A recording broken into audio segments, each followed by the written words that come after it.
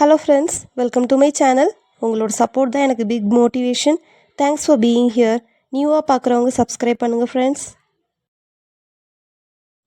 Super டேஸ்டியான மீன் குழம்பு எப்படி செய்யுதுன்னு பார்க்கலாமா? அதுக்கு ஒரு 10 சின்ன வெங்காயம், ஒரு 10-15 சின்ன வெங்காயம் பக்கம் உரித்து வச்சுக்கலாம். ஜாரில் போட்டு 1 ஸ்பூன் மிளகு, 1 ஸ்பூன் ஜீரகம் போட்டு கொஞ்சம் கொரகொரப்பாக அரைச்சி வச்சுக்கலாம்.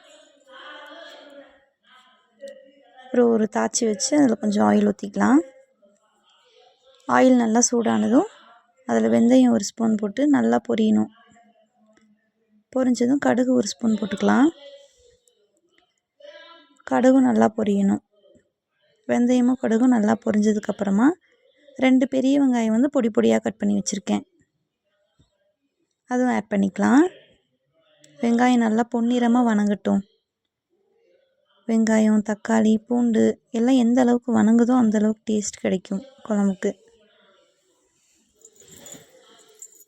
வெங்காயம் பொடி பொடியாக கட் பண்ணி வச்சுருக்கேன், அந்த வெங்காயம் ஆட் பண்ணிவிட்டு பூண்டும் ஒரு 10 பல் பூண்டு அளவுக்கு நல்லா பொடி பொடியாக கட் பண்ணி வச்சுருக்கேன், அதுவும் ஆட் பண்ணிக்கலாம்.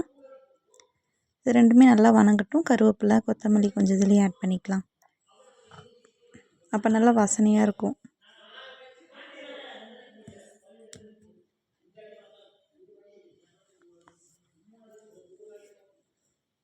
நல்லா வணங்கணும். ஓரளவுக்கு வணங்கினதும் நம்ம தண்ணி ஊற்றி மசாலாலாம் போட்டுறக்கூடாது. வெங்காயம் நல்லா வணங்கினதுக்கப்புறமா தான் இந்த மாதிரி நம்ம அரைச்சி வச்சுருந்தோம் இல்லையா, அந்த சின்ன வெங்காயம் பேஸ்ட்டு அதை ஆட் பண்ணிக்கலாம். கொரகொரப்பாக அரைச்சி எடுத்துக்கணும். ரொம்ப பேஸ்ட் மாதிரி அரைக்கக்கூடாது, கொரகொரப்பாக தான் அரைக்கணும்.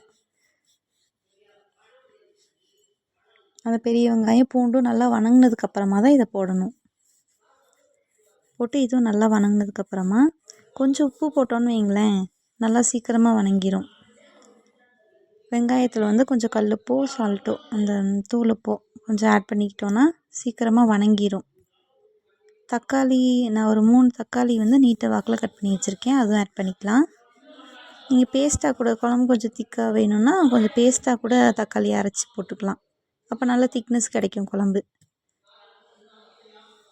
கொஞ்சமாக மஞ்சத்தூள், வீட்டில் அரைச்ச மிளகாத்தூள் 2 ஸ்பூன் ஆட் பண்ணியிருக்கேன். இதோட ரெசிபி வேணும்னா கமெண்டில் சொல்லுங்கள், உங்களுக்கு தனியாக வீடியோ போடுறேன். இந்த வெங்காயம், தக்காளி அது அந்த பேஸ்ட்லேயே நம்ம இந்த மசாலாவையும் போட்டுடணும். ஒரு எலுமிச்சம்பழம் சைஸுக்கு புளி கரைச்சி வச்சுருக்கேன். நம்ம எந்த அளவுக்கு குழம்பு வேணுமோ அந்தளவுக்கு நம்ம தண்ணியில் கரைச்சிக்கலாம். ஃபுல்லாகவே தண்ணி எந்த அளவுக்கு நமக்கு வேணுமோ அந்தளவுக்கு புளி அதிலேயே போட்டு கரைச்சி எடுத்துக்கணும். இந்த மாதிரி வடிகட்டிட்டு அதோட ஆட் பண்ணிக்கலாம். நல்லா கொதித்து வந்ததும் நம்ம மீனை ஆட் பண்ணிக்கலாம். நான் குழம்பு திக்னஸ் வேணுங்கிறதுக்காக கொஞ்சமாக தேங்காய் அரைச்சி ஊற்றியிருக்கேன். உங்களுக்கு தேங்காய் வேண்டான்னா அதை ஸ்கிப் பண்ணிக்கோங்க.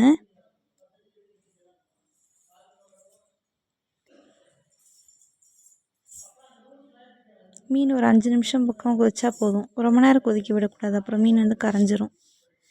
அதனால் ஒரு 5 மினிட்ஸ் மட்டும் வெந்தால் போதும். அப்புறம் ரைஸ் கூட மீன் குழம்பு நல்லா சொதம்ப ஊற்றி சாப்பிட்டோன்னு வைங்க, சூப்பர் டேஸ்ட்டில் இருக்கும்.